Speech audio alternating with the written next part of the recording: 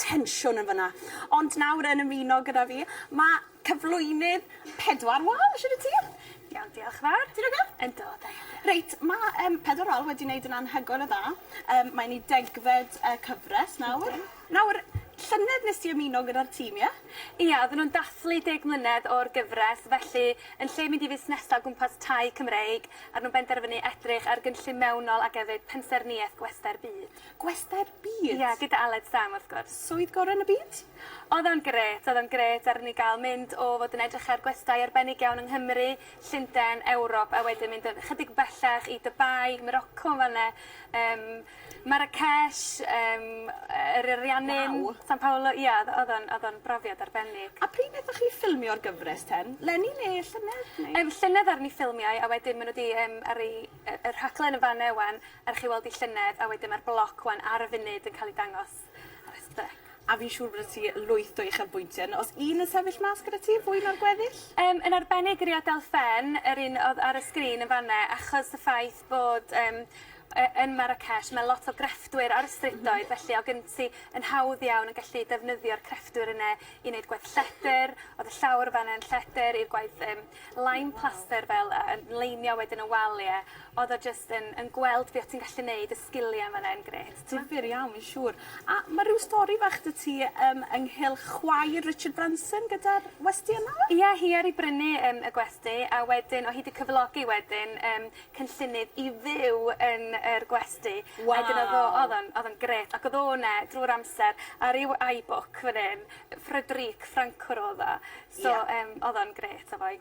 A hefyd, mae yna un westi yn sefyll mas i fi hefyd, oedd yr Marques de Riscal, ie?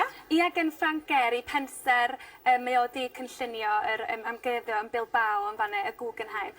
Ac ia, oedd o'n ffantastig, oedd o fath o rhyw fwystfil mawr o titanium yn ganol Wynllen. Mae'n anhygoel achos mae rhai o'r gwestai mae'n edrych fel darn o gelf yn ei hunain, yn enwedig yr un yna, dy fe?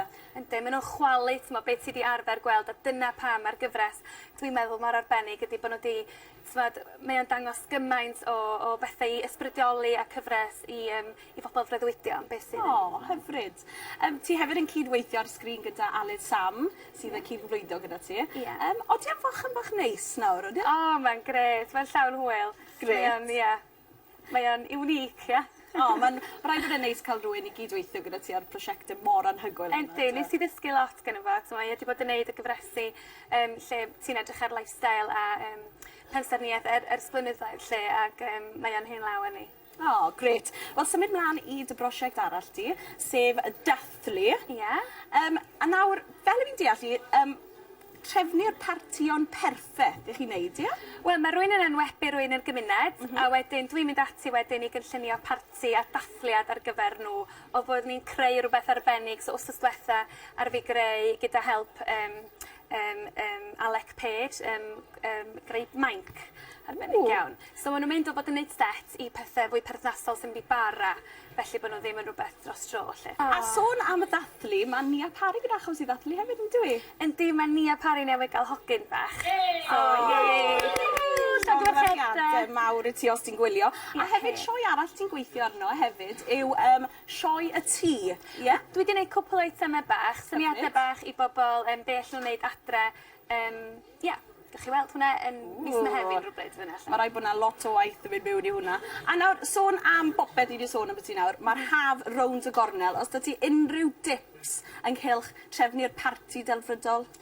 Wel, dwi'n meddwl, wneud yn fwy o'r gardd, dwi'n meddwl, sgynnych chi adre. Mae'n llwyth o gynnyrch ffantastig allan yn y siop ar y funud.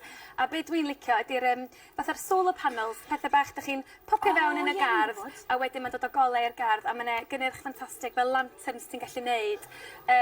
Yn IKEA, yn B&Q, mae'n lot o siopau gwahanol, ond a hefyd lliw, bod yn lle bod chi'n cael dodrefn sydd yn bren neu rhywbeth, dodrefn lliw i'r gardd. Gret. Wel, gan bod ti hefyd yn y rhaglen yma yn gwneud gwedd newidiadau, ni wedi mynd ati i drefnu herfach i ti. Ti wedi dod mewn a cwbl o bethau gyda ti fan hyn, y bocs yma'n fwy penodol, a'r sialens yw i ti roi gwedd newidiad iddo fe erbyn diwedd y rhaglen. Ie, gan ddefnyddio, mae'n olwg greit trees ar y bocs, felly gan ddefnyddio hen siwmperi a cardigans, mae'n dymhorol iawn achos ti'n angen nhw, mae'n dod yn y ha, felly gan i ddefnyddio heine i roi gwedd newydd. Gret, wel, nawn ni ddal lan gyda ti nes ymlaen. Diolch yn fawr iawn i ti am y sgwrs, a fi'n gobeithio geith hwnna i draws newid erbyn ddiwedd y rhaglen. Croeswch eich bysedd. Nawr te, mae bron yn ddiwedd rhaglen, ond yn gynharach, nes i roi sialens i Lea Hughes i roi gwedd newidiad i eitem arferol sy'ch chi'n ffeintio rownd y tŷ. Fel hyn oedd y blwch yn edrych cyn i Lea cael ei dwylo arno nhw. Cyn i Lea cael ei dwylo, o'n nhw'n syml, oedd e ddim yn neis iawn, oedd e? Ond nawr edrych arno fe. Allen ni fynd awn i'r gwely gyda fi, fe fe'n hyfryd. Felly fydd nes di, Lea? Reit, nes i defnyddio 4 jumper gwahanol, yn fan hyn ti'n gweld y llewis, a defnyddio'r defnydd fel polstri, agor nhw i fyny, a wedyn, orchuddio fo'n syml iawn, a wedyn rhoi chydig o fotymau fan hyn, i roi chydig. A beth sy'n o ddiddordeb iddo fo fan hyn, ti'n gweld? A beth sy'n neis di bod gen ti'r bottoms fan hyn, a'r bottoms fan hyn, jyst i roi bach o rhywbeth arbennig. Cymryd gymaint yn i o amser i ti'n neud, dy fe? Na, ond ni'n awgrymu chydig bach fwy o amser. Diolch yn fawr iawn i ti am ddod mewn ag i wneud hwn yn hyfryd ti.